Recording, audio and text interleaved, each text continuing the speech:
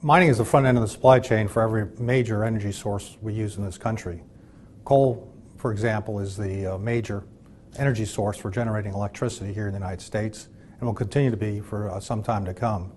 It's the source that will provide a reliable and affordable electricity to grow our economy.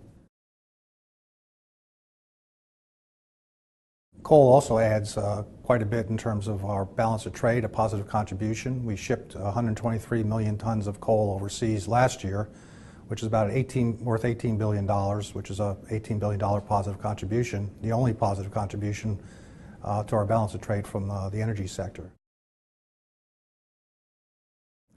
Nuclear, of course, is another key component of our electricity generation system.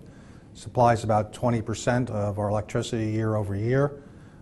The domestic uranium industry is poised to supply more of that share. We only supply domestically less than 10% of our current uranium needs from our domestic sources, but we're poised here in the United States to contribute quite a bit more with new operations and new technology.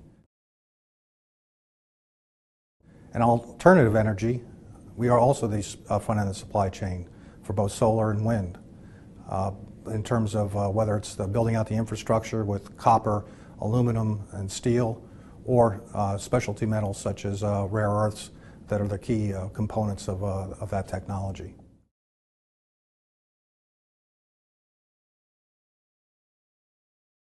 Well, globally, we're actually seeing an unprecedented pace of both urbanization and industrialization in the developing world.